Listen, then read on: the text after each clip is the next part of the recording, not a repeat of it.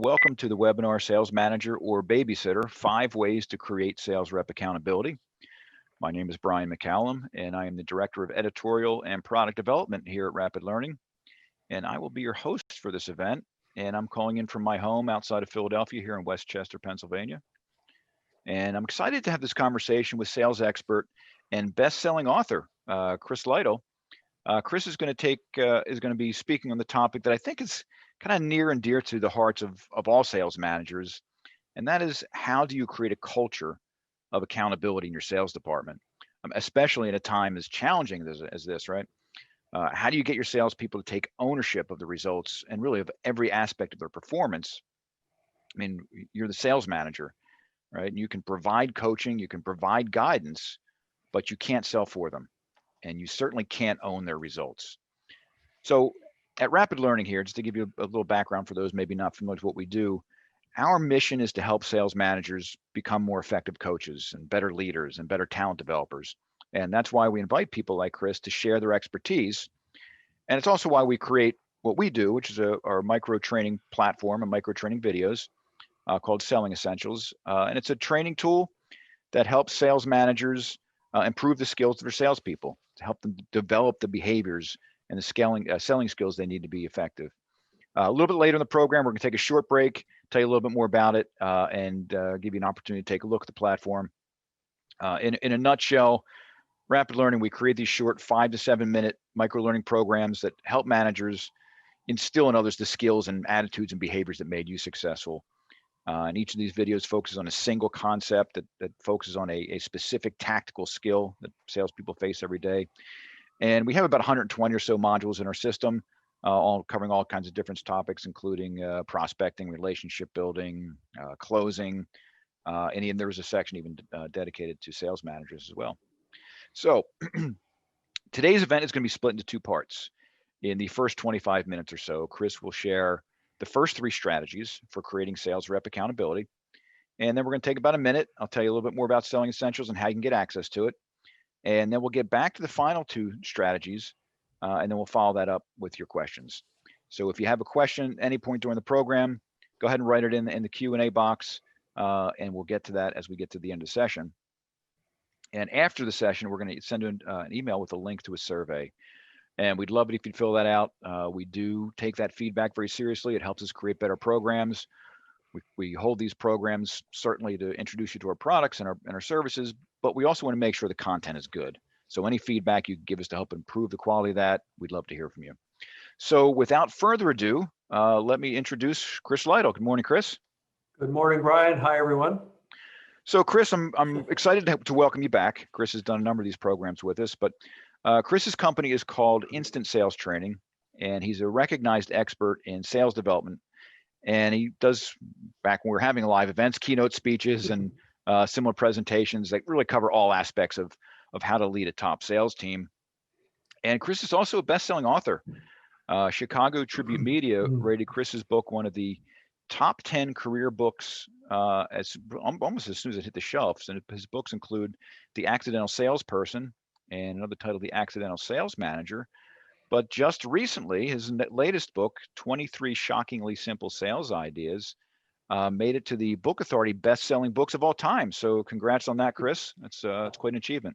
I appreciate it. It was a nice Christmas present. Yeah, I imagine it was. All right, so Chris, thanks again for being here. So to begin, let's start with a quick poll, because I want to find out a little bit about who's joining us today, and hopefully this poll will help us understand it. The quick question is, what is your current position in your organization? Executive C-level, VP of sales, sales trainer or learning professional, sales director, sales manager, or salesperson? If you could just select one of those, that'd be appreciated. That gives us kind of an idea who we're talking to here and how we can best shape the content to make sure we're speaking to the right bunch here. So we'll give you another 5 seconds or so to fill out that complicated question, and then we'll jump right in. Give me a chance to have a sip of my water. All right, so the results are in, and it looks as we expected. A majority of us on today are sales directors, sales managers, 71%. A handful of salespeople, handful of learning professionals. So it looks like, Chris, we're talking to spot on the right people, and the content we have today will be on the mark. So always good to see that. Yep. All right, so to begin our conversation, Chris, let's look at this sales management chart you provided and just give us a quick overview of what we're looking at here. This is kind of the organizing principle of my book, The Accidental Sales Manager, Brian. It's the sales management trap. And the big idea behind this is you're minding your own business. You're selling up a storm as a salesperson, and bam, somebody comes into your office and says, we'd like to make you the sales manager. But for the time being, we need you to keep doing your old sales job while you develop the other people so they can take over for you. So now you're doing your top biller job, you're handling your own account list, you're doing regional and national accounts perhaps. And your real job now, since your promotion is the other three things: management tasks, human resource development, and sales strategic market planning. But you tend to get stuck. It's easy to get stuck down in the step or stage one non-management duties because you're still selling. And so what I say to sales managers is that you need to spend 30 or 40% of your time developing the people who develop your revenues, and that's the human resource side of it. So you need to just keep upping the time you spend developing those people. Yeah, it makes a lot of sense. I know, the old adage, Chris, that once you become a sales leader, a sales manager, your job is to grow salespeople, not grow sales, right? Yes. Then your people grow the sales for you. So based on the title of today's webinar, I'm sure we have a whole lot of people who join us who are just dreaming of this sales team that just doesn't rely on them for everything. So with that said, why don't we jump into the 5 ways to create sales rep accountability? And the first strategy, Chris, we have here is ask, don't tell. Tell us a little bit about this approach. Well, if you think about it, you're holding sales meetings, you're organizing things, you're distributing accounts, you're helping people manage their territories. But then, they come into your office, or they Zoom now and say, hey, you got a minute? Mm-hmm. And I don't think there's ever been a got a minute meeting in my company that's ever been a minute. Right. I've had a got a second meeting one time that lasted 91 minutes because this person really had a problem. So, so you're trying to escape that got a minute meeting. And sometimes you tend to tell people what to do instead of coach them. So, when people bring you a problem, and hey, you got a minute? Can you help me with this? The easiest thing to do is to help them and tell them what to do. But what you're really doing when you do that is you're training them that whenever they have a problem, come to you and you're going to fix it for them. So you think you're saving time, but you're really creating a monster because now you're just teaching them that you'll fix everything for them. So, that's the dilemma we face. We know what to tell them. We know how to fix it, but that's not always the best way. Yeah, certainly this notion of you're conditioning your people to not do that critical thinking, that you're training them that you're going to do all the heavy lifting. And as a sales manager, you never get out of that trap if you're unable to do that. I know you had this good quote from Marshall Goldsmith. Did you want to share that with us? Well, I think Marshall Goldsmith he's like an executive coach, but he talks about that when I'm your manager and you come to me with an idea and you think it's great, I should really say, good idea. Let's try that. But then I want to add something to it. Hey, have you thought about doing this? And so now you've added value to the salesperson's idea. And the quality of the idea may go up 5%, but the salesperson's commitment may go down 50% because it's no longer their idea. So people rarely resist their own ideas, but they resist our ideas for some reason. Right. So when you add on value to it, you basically hijack their idea. Yeah. Yeah. Interesting. So I'm sorry, did you have more on that? Go ahead. Well, I mean, so I think the big thing here is we talked about ask, don't tell. You have to decide when someone says, got a minute, whether you're going to fix it or going to coach them. And so if you ask people, what have you thought about doing? What might be the consequences of that? To me, that's the coaching imperative. You really can either slide into fix-it mode or you can slide into coaching mode. And you can tell or you can ask. And I'm a big believer in asking the salesperson's opinion so they come up with their own solution and really own it instead of having your solution, which they're not committed to. Yeah, makes a lot of sense. So Chris, how would you suggest a manager use this concept, this ask, don't tell concept, in an actual coaching session with a salesperson? Well, it's an interesting thing because a coaching session doesn't have to be an hour. A coaching session can be, 10 or 12 minutes. But the big idea is to ask at least 7 questions before you give an answer. And I demonstrated a little bit of that in a couple of minutes ago. What have you thought of? What have you tried already? How is it working? What's his or her problem? And what do you think will be the consequences of doing that? And so that forces you as a manager to not look at the computer screen, go back to your work, but to look the salesperson in the eye. And when he or she answers the question, you have to listen so you can ask the next question. And if you discipline yourself to 7 questions before you give an answer, that's my rule of coaching, then you'll be surprised how many times the salesperson can come up with his or her own answer. Yeah, that makes a ton of thought, a ton of sense. So what if you're dealing with a more experienced salesperson? Is there, like, when you do like group coaching, do you take advantage of that experience with, your more experienced people versus your less experienced people? Yeah, especially in a meeting setting. I mean, coaching really is going to be one-on-one, but certainly you want veterans to share their experience in a sales meeting or in a training session where they tell their stories. So, so that they feel part of the team that's helping others too. Right, makes sense. All right, so in the name of time here, Chris, I want to move on to our second strategy. And I think this is one really interesting, and I guarantee every sales manager out there can relate to this one. It's make them sell customers, not you. Why don't you tell us a little bit about this?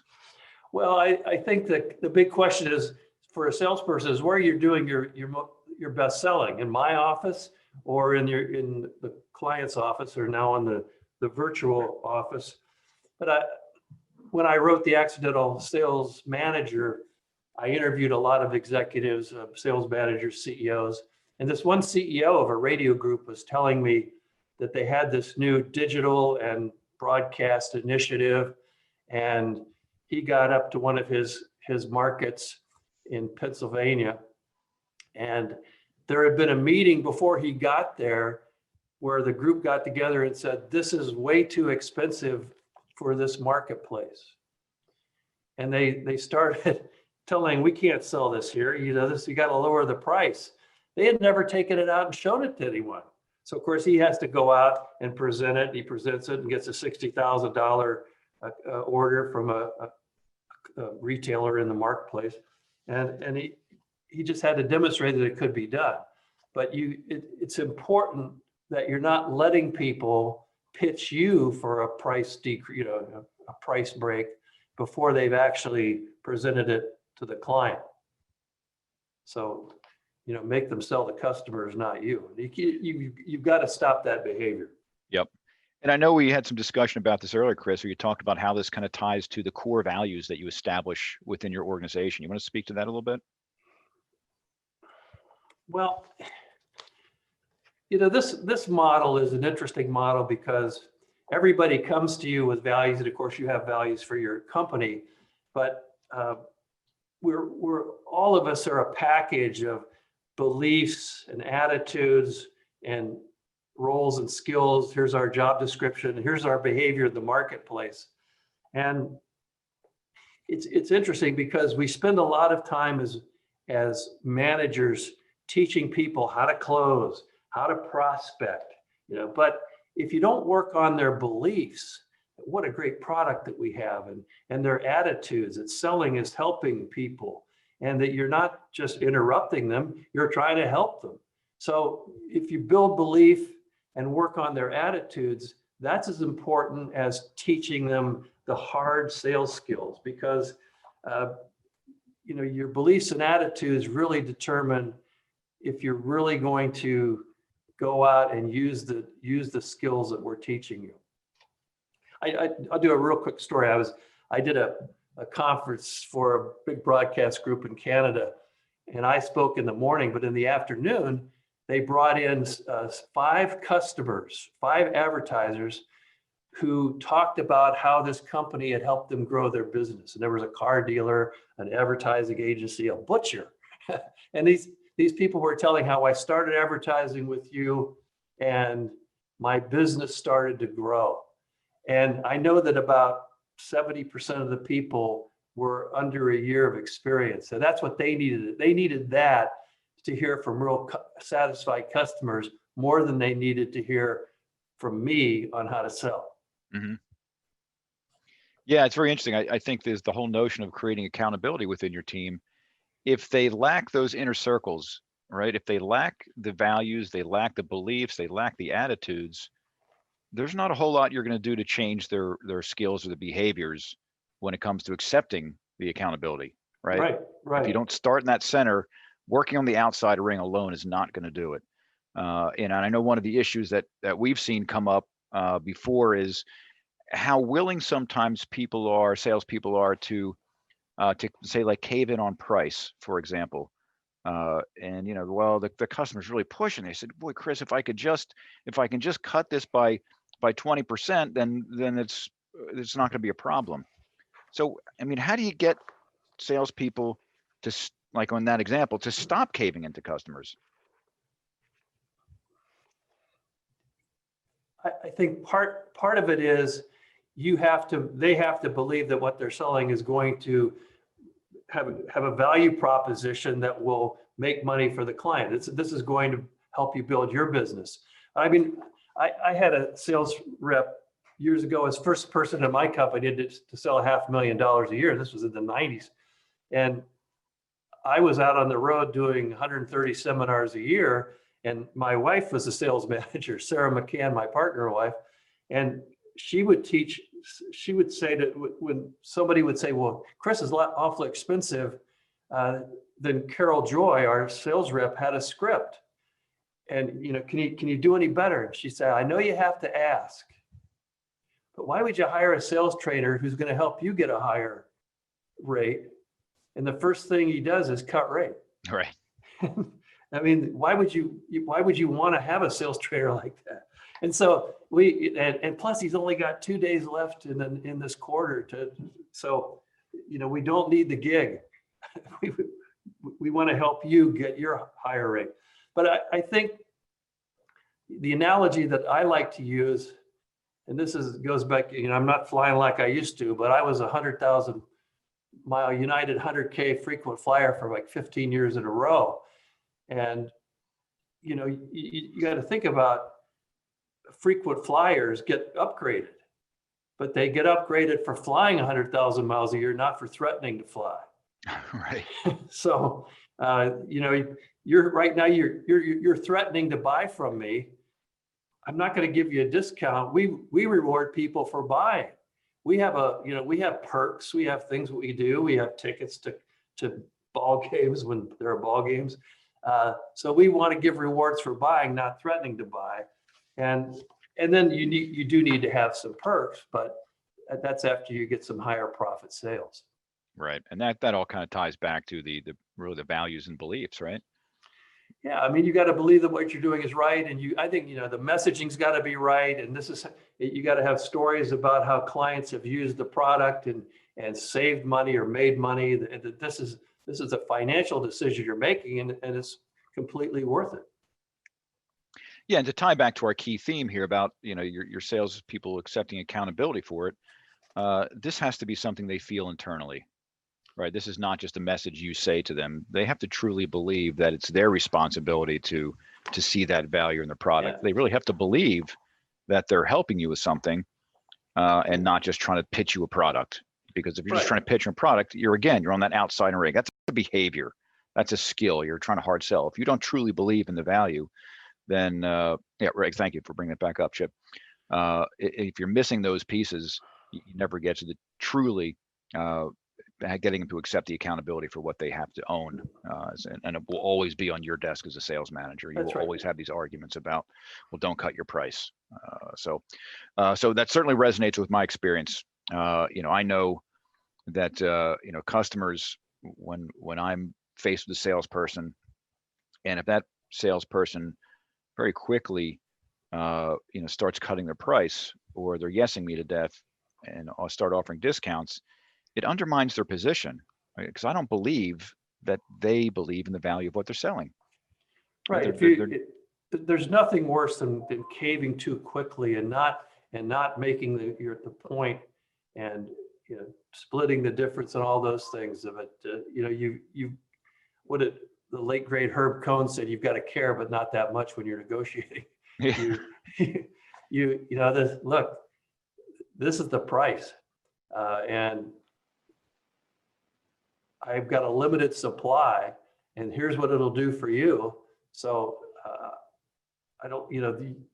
we need to make a profit so that we can service you, and that we can create value for you, and have a service department like we do.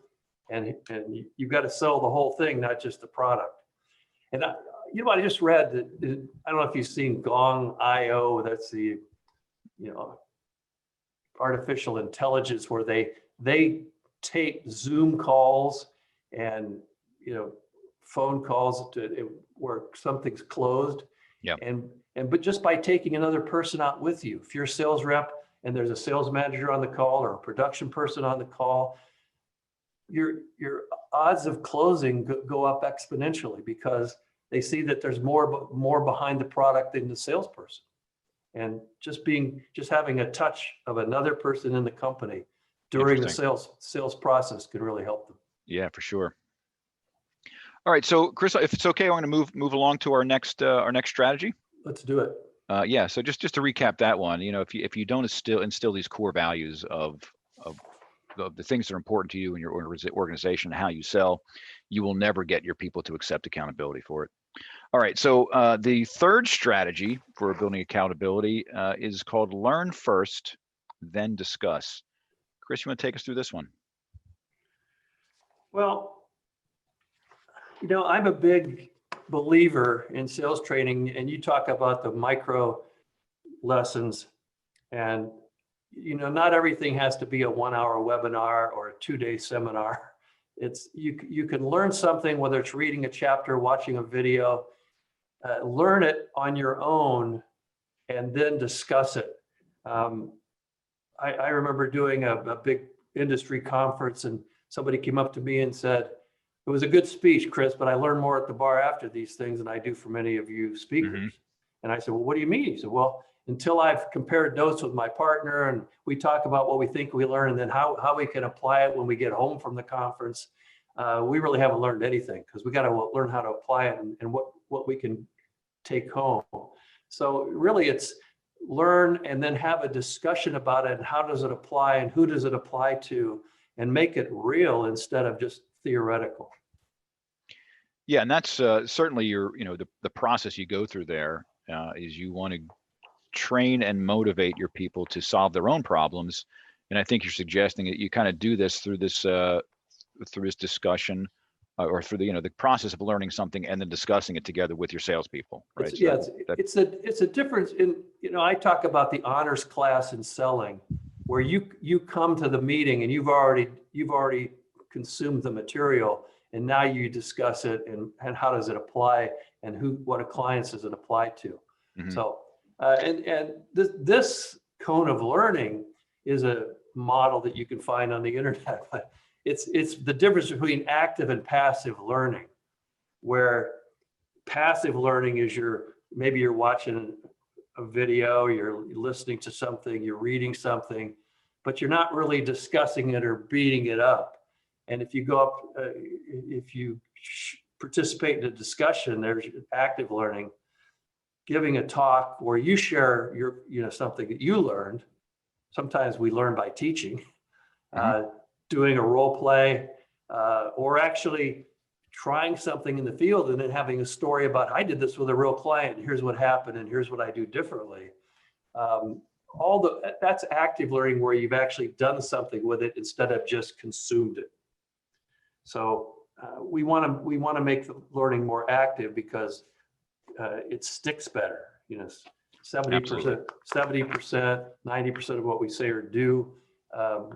So think in terms of active learning, where there's at least a discussion, at least salespeople are not just sitting there hearing the sales manager's war stories or the lecture. Yeah, your job as a sales trainer or sales manager is to facilitate that discussion, right? To get Yes. your people talking about key points. And again, that circles back around to them taking accountability for learning, for making Yes. sure that you as a manager and as an organization are giving the people the skills they need to get their jobs done. And the salesperson has to embrace that knowledge, right? I think if I could steal some of your words here, we talked about earlier, you said you have to hold them accountable for training, right? That makes all the sense in the world. Yeah, it's got to be part of a job requirement. It can't just be, well, you go home and read something on your own. It's got to be something that's assigned and then followed up on and coached, discussed. Right. And what happened as a result? Did you do something with it? Okay.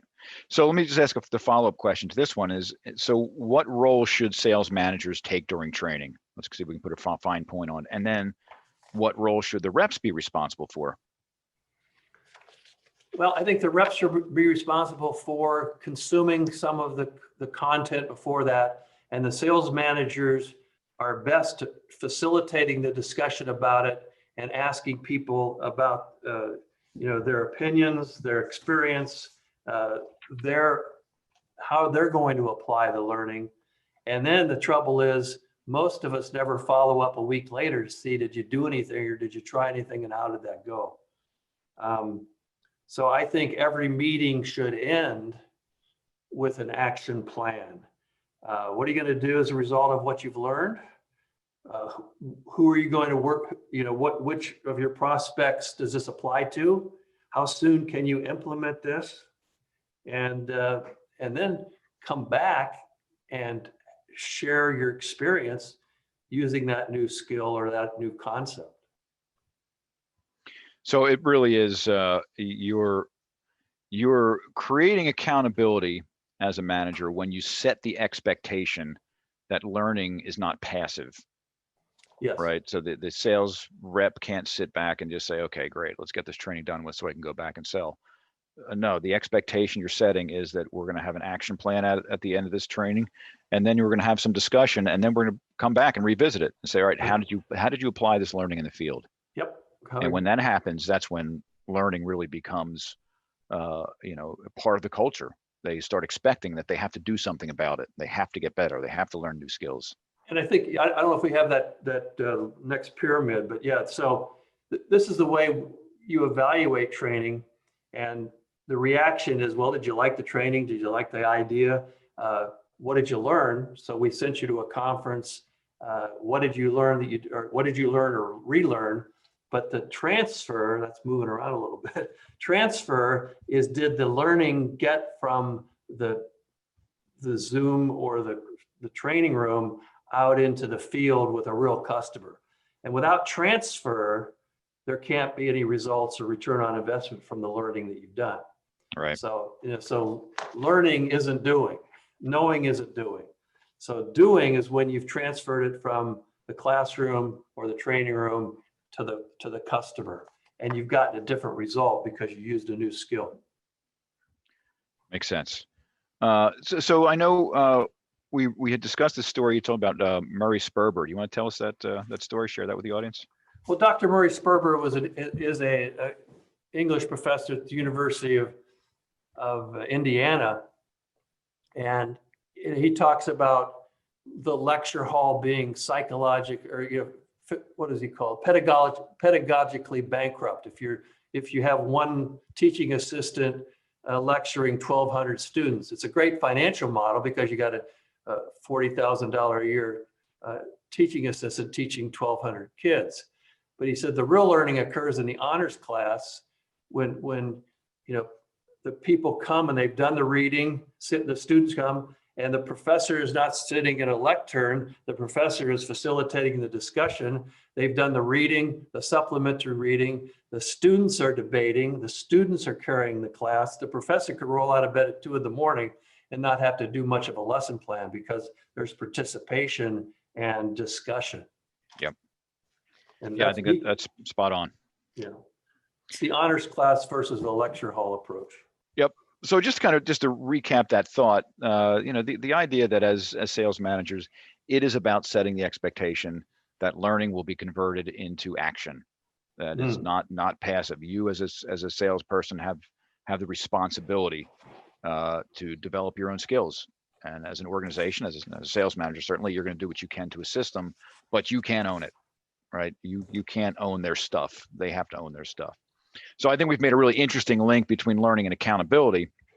That it's really no excuse for a salesperson to say something like, "Well, gee, Chris, I don't know what to do. This is above my pay grade." When you provide learning opportunities, it sends a message to the salesperson. So you're saying, "Look, we're giving you the tools and we're giving you the knowledge, and you need to take responsibility for growing your job." So it sets a no more excuses mentality. I think that's it's a brilliant approach to it. Absolutely. All right, so Chris, if it's okay, we're gonna kind of move along here, and I'm gonna take just a couple seconds here for our scheduled break, and then we'll get back to the fourth concept. So as Chris was reviewing the third strategy, he talked about training and specifically this cone of learning, and it showed you that there's part of the learning process is about absorbing the information and then transferring it, but then really doing the real thing is one of the best ways to get your learners to remember their training. And we embrace that idea with rapid learning. So a great way to incorporate the real thing in training is by using something like a 5 to 7 minute micro video that shares a single tactical learning concept. And the way we build our library is by creating video titles that are effectively Google searches, answers to a Google search. A rep might ask, "Well, how do I get past a gatekeeper? How do I handle a price bully?" Well, the library has a video that answers those specific questions. And sales managers, we can use these micro training programs to trigger that discussion in sales meetings and then help the reps turn those into behaviors. Or we can use them for individual coaching. And that's really the idea behind our learning platform. And as I said, since the learning concepts are backed by research, they give you, the sales manager, some more credibility when you're trying to teach a skill or change a rep behavior. And again, I think there are over 120 or so different modules in the library that can help you conduct these coaching conversations. So if you'd like to take a look at the Learning Center, learn a little bit more about it, we're gonna pop a poll here on the screen. And if you'd like to take a demo of the site, we'd love to have you do that. So go ahead and click on the first link there. A demo sounds great. And that way we can kind of walk you through the process, answer any questions about skill gaps or training needs you may have, and introduce you to some concepts or some content in there that might help you achieve your training goals. If you're not quite sure, maybe just have some questions about the platform, what we do, go ahead and click the second option, and we'll reach out to you and be happy to answer any questions you have here. All right, so get on to our fourth concept, and that is have standards instead of wishes. I really love this one. If you could, how can sales managers use this idea of standards to improve accountability? Well, a standard is a measurable indicator of performance involving a consequence for non-performance. And so many of us, I wish people we have wishes instead of standards. I wish people would make more calls. I wish people would have more first meetings. I wish people would, keep their pipeline full. But we need standards instead of wishes. And so there are quality, quantity, timeliness, and cost standards. Timeliness, how fast do we follow up on a lead that marketing has generated? Quality, how good was the voicemail and the messaging that we left, or did we just use the same script for everyone? Quantity, of course, how many dials did we make? But then there's also a quality, timeliness, and cost performance. a component to the standards. There can be, you can have compound standards where you want quality and quantity in the same standard. So, but the big idea is without standards, there is no discipline. And discipline needs to be thought of in terms of teaching, like disciple, where it's a teachable moment instead of a chastisement or punishment, or we're screaming and yelling at people. It's making that course correction when something happens. And one of my favorite saying is shovel the piles when they're small. Make sure that you're not letting things get too far out of hand. And that's where we talk about managing the gap instead of the goal. Good things can happen. I think we have that. So let's just say one of your standards is we need to make 4 proposals a week, and those, you could have a cost standard there too, where we're going to be asking for at least $5,000 every time we ask for something. But you've got a salesperson who the first week she makes 5 proposals, then the second week she only makes 3. Well, she's made 8 in 2 weeks, so really she's on par. So we don't have a gap yet, but if next week she only does 2, then she's 2 behind. And this is where we might want to have the meeting and say, Mary, you've fallen 2 proposals behind. You haven't asked for the money we need to make the goal. Do we do that then, or do we wait till week 4 when I had somebody in daycare and he got sick, and so we have a gap. So we want to close the gap, and the sooner that we notice there's a gap, the sooner we can intervene. Okay, so next week, can you make 5 more proposals? You did that in week 1. I'm not sure if I can. Well, what can I do to help you get back to par? So this is the big idea: is gap management. Instead of intervening when it's way too late, shovel the piles when they're small. Intervene as soon as they get 1 or 2 behind, not when they get 4 or 5 or 6 behind. Yep, and this certainly speaks to your concept of having standards instead of wishes. You've set a very measurable standard. The expectation is this number, and it's a number you can look at and go back and say, okay, we agreed on the standard of 4, and now we're not hitting that. Let's figure out how we get back there, right? So it's not, I just wish you'd get 4, Mary. You've set those rules in place. And then we're going to have a meeting next week to see how close you are. We're going to have a meeting the week after, because the consequence is if you're not hitting the standard, we're going to meet. And the expectation is you're going to raise that. And if you don't, then we're going to have more of a disciplinary meeting. Makes sense.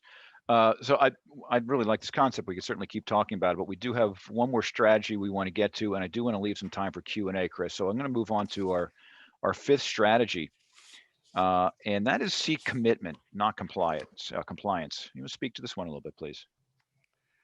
Well, I'm doing my job, but I'm not making my goal. And I think if you look at the next chart, this is a way to say, are people committed? They're going to make it happen. They create the structure they needed. They own the result. They don't make excuses. So there's commitment and non-compliance on the other end. Grudging compliance, they want it to happen, and if it's not any extra trouble, I'll do it. Genuine compliance, and then responsibility. So they'll go the extra mile unless it's beyond their control. So this was, I did a leadership institute with a couple of other partners, and this was Norm Goldsmith's model. And the big idea here is you might want to take something like this and share it with your salespeople. Sometimes people just tape it on a bulletin board, but you might want to send a PDF these days and say, where do you think you are in this? Are you committed to the result, responsible, genuine compliance? And let the salesperson say where he or she thinks they are, and then tell them where you think they are and why, and have that meeting, because people need to know what good looks like. Yeah. And making excuses isn't good. Owning the result, being accountable for the result, no excuses, and working the extra hour or two if necessary is what it takes. So I think this really makes a ton of sense, and I'm sure we all can think of people on our teams who fall into these different categories. Can you maybe give us an example of a salesperson who's being compliant but not really committed? And then the second half of that question is, what do you do about it? Well, I think you've defined things for them. I mean, one example is, let's say you want people to make 10 calls a day, and somebody leaves 10 voicemails and thinks they've made 10 calls. I like to think in terms of how many scheduled sales conversations have you had this week, where it's scheduled, it's a conversation that's to advance the sale through the pipeline and getting to the close. And so salespeople think they create some activity, but they don't take the steps that ensure success in advancing, getting the next step planned. I talk about, well, he's interested. Somebody says, well, he said he's interested. Well, do you have a next step? No. Well, don't put that into projections, because that person's an information seeker, and information seekers will make you chase them down, and real prospects will engage with you and schedule the next meeting. And they might even have a meeting with the buying committee about how to move forward with you while you're not even there. But information seekers are not engaging and making you chase them down. So I like, I say quit making calls and start counting scheduled sales conversations that actually lead to the next, that lead to the sale. Right. So technically the salesperson in this case is being compliant. They made their 10 calls. Yeah. But they know at some level that they have not made 10 good quality calls. They've met your expectation. And if they were truly committed where we want them to be, then by their own accord, they would have said, no, I made 10 calls, but there's not a whole lot of value there, so I need to do more.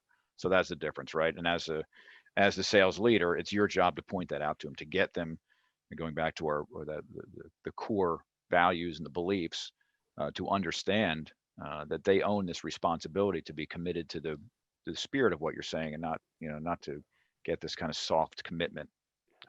This soft compliance, but rather a strong commitment. Yeah. All right. So what I'd like to do, Chris, is just to recap some of our 5 strategies and then get on to our Q&A. So while recapping, if you want to write in any questions you might have, feel free to do that. Chris, why don't we jump back around to the top and just give us a 1 or 2 sentence summary of the concept of ask, don't tell. When there's a got-a-minute meeting, you have a choice between telling people right away what to do or asking, and I believe you should ask 7 questions before you give an answer. All right. Strategy number 2 was make them sell customers, not you. Give them some scripts and messaging when someone wants to a discount, and offer perks after people buy, not for threatening to buy. And that the whole concept is, you don't try to sell me that we should give a price discount to this guy. Do your best selling in the client's office, not the sales manager's office. All right. Strategy number 3 was learn first, then discuss.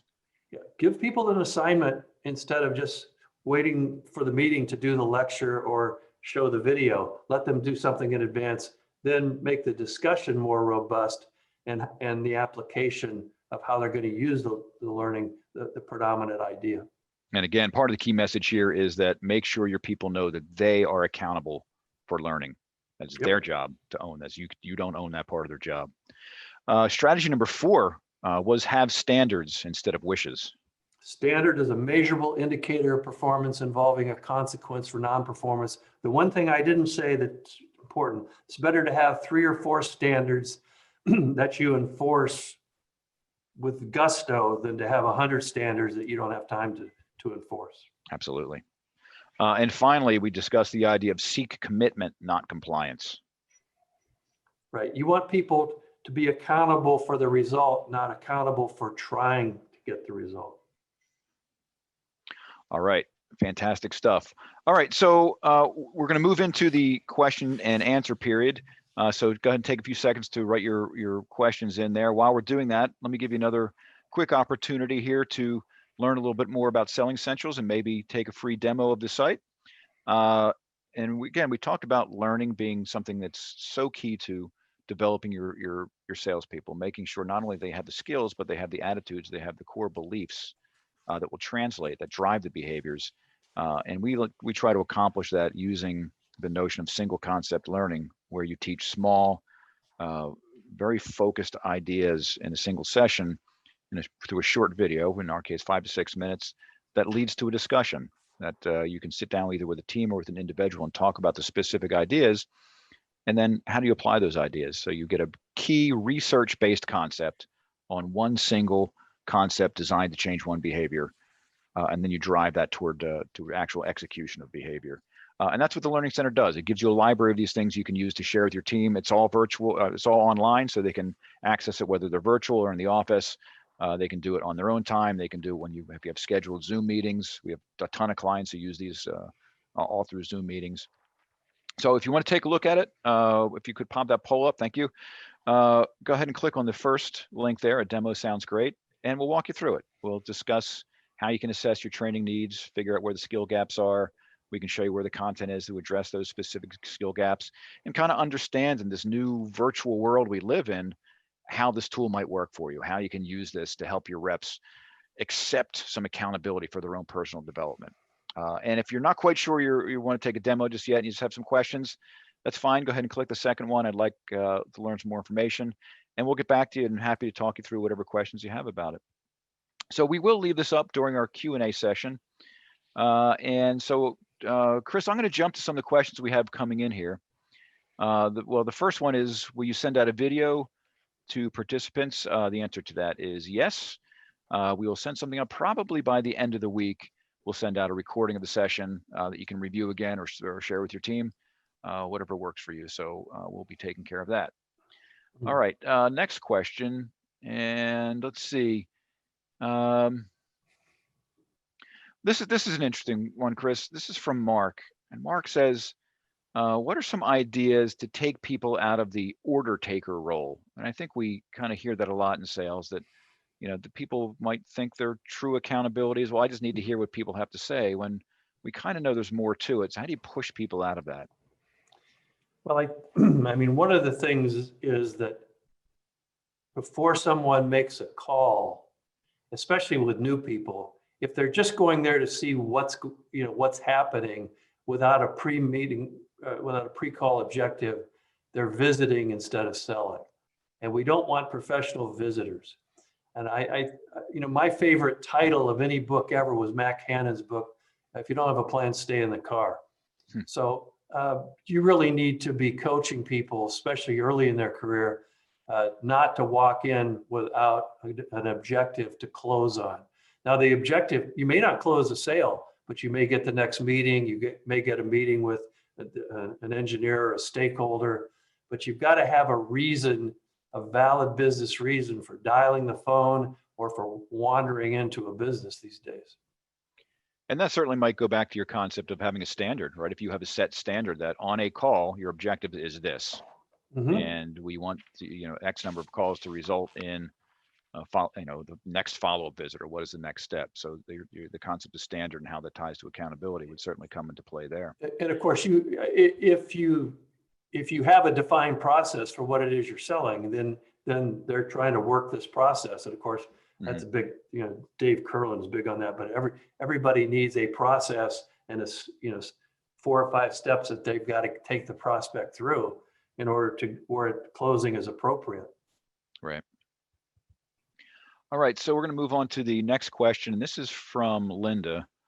And due to COVID, many of us are grappling with sales targets and goals that, it's kind of a moving target right now. And our customers are often closed or their businesses are significantly down. What tips do you have to help us separate salespeople's excuses and maybe their unwillingness to sell in this environment against really being too aggressive right now? Is there a tipping point here? And I guess this would speak to kind of accountability of the salespeople not saying, well, it's all COVID's fault. I can't sell. Well, I think there's a couple of things that I don't have a definitive answer, but one of the things that I've really been thinking about is I read an article it's right around Christmas time, and it was, what aren't you going to go back to? Because one of the messages I have for people is that things are not going to go back to normal. They will go forward to normal. And some of us are going to change the way we do business because we've learned a lot of things because of COVID.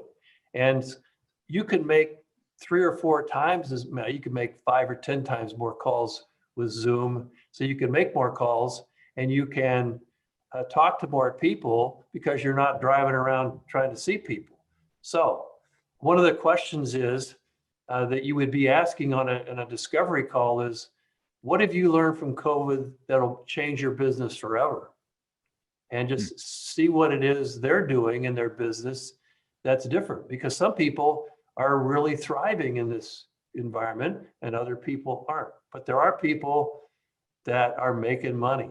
So you got to find those people and not just, you know, if they're closed, you can't do much about that. But there are people that are thriving. Yeah, there's certainly, you know, as we all know, a very legitimate part of the COVID argument. But like you said, there are plenty of success stories. I know in our world, we talk to a lot of clients, and the whole notion of the need to develop virtual selling skills is a big piece of it. You know, it's a different type of selling. You don't have that face to face. Maybe you can't rely on some of the you know, the relationship skills that you've built in the past because it's just different. You don't have the face to face level. So how you develop these different skills, I think, is a fantastic point. Yeah, well, Jeb Blount just wrote a book on that, and he's got a couple of YouTube videos. But you know, you could have a whiteboard behind you. You could take notes in front of the client. You can do your discovery meetings, and clients are, you know, they want to talk to people. That's right. Yeah, yeah, and I think part of the world of virtual selling is about how do you keep the client engaged, like you said, get them on whiteboard, get them involved in the conversation, and not just passively watching your talking head on the Zoom call, because that can be deadly. Yep. All right, so we have time for another question or two. Let's see. This next one. This is an interesting question.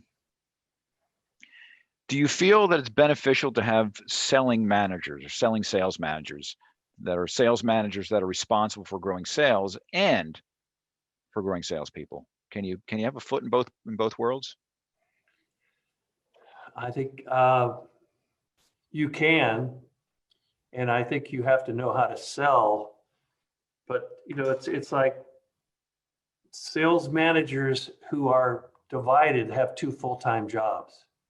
And you know, if you have 1 or 2 salespeople and you have a small department, you could probably get away with it. But if you have a span of control of 6, 8, 10 people, then you're really walking on thin ice. I've done it, everybody's done it, but the more you can spend time developing the people who develop your top line revenues rather than developing your own sales, you'll ultimately sell a lot more. In the short term, you won't, but in the long term, you will. And then you need a boss, if you're the sales manager, who's willing to delay gratification. It's hard. Yep, for sure. All right, well, that takes us to the end of the hour. I apologize to those questions we couldn't get to. We have another dozen or so questions we'd love to answer, but we are out of time. If you do want to revisit us, we'll be holding this session again on Thursday at 2:00. And if you want to hop back in, I mean, post your question again, maybe we can get to the second time around. But Chris, thanks so much for joining us today and sharing your insights. And thank you to everyone for hopping on today. And we certainly hope you got some value out of the session. Everyone have a good afternoon. Thanks, Brian. Bye-bye.